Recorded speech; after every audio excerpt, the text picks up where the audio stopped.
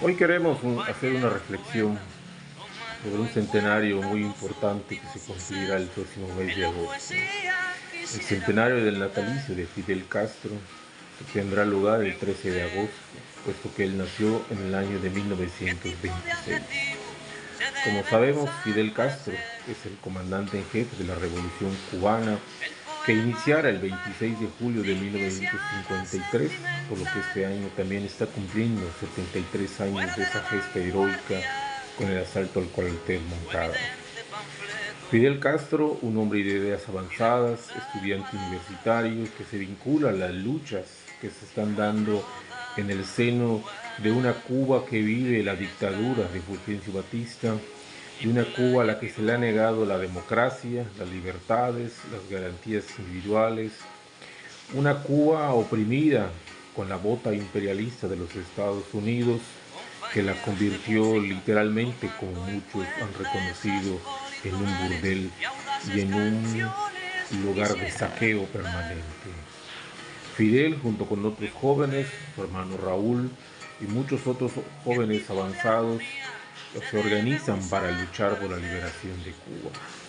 Lo hacen de diferentes formas, caminando los caminos de la liberación desde la legalidad hasta después la clandestinidad debido a las medidas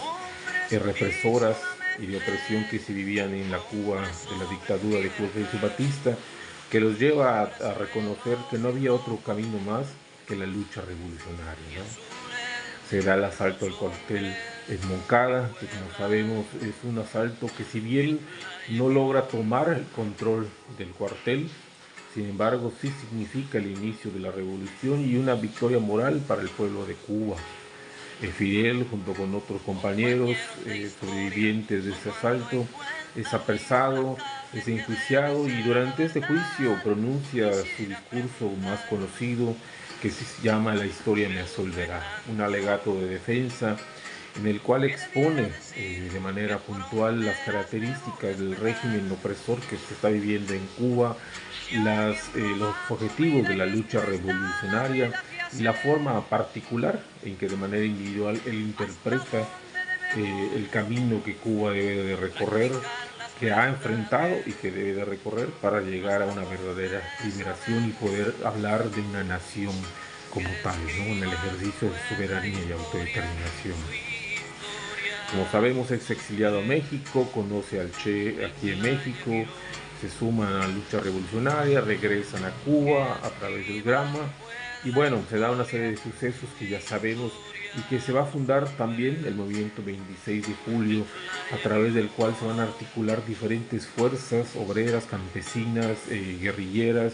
a favor de la liberación de Cuba, sumándose al proyecto de Fidel y de los revolucionarios cubanos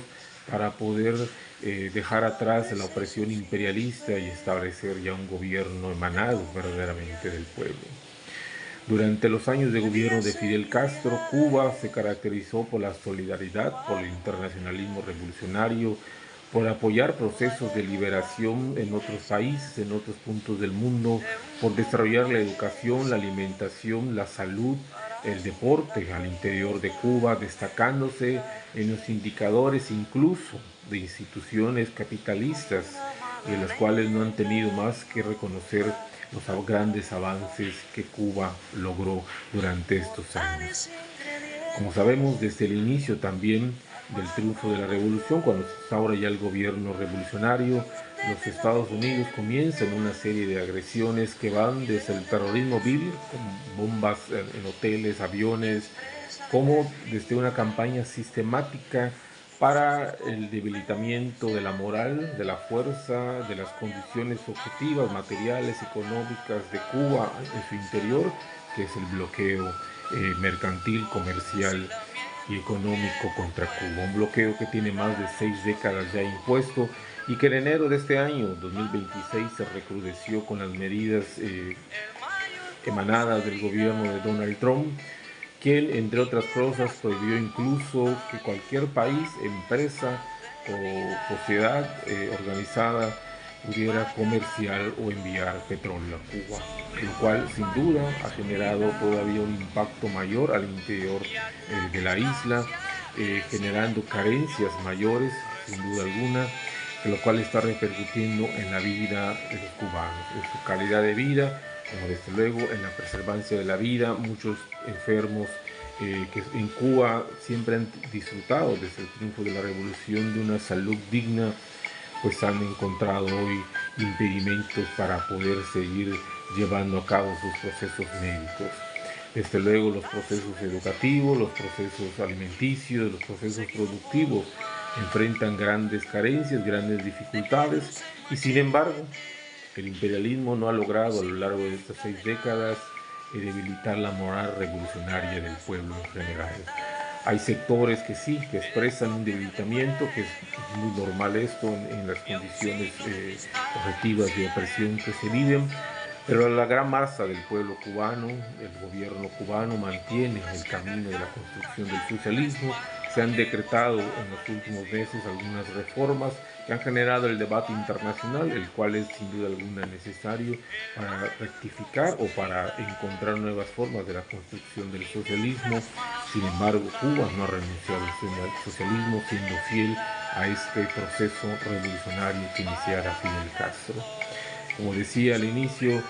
este año se cumplen los 100 años de Fidel. Ya en Cuba se llevará a cabo desde luego grandes eventos intelectuales, académicos, culturales, políticos, sin duda alguna. Y en el mundo, a través de la solidaridad, estaremos también celebrando el centenario de Fidel Castro, pero sobre todo celebrando la vigencia de su pensamiento, de su ejemplo revolucionario,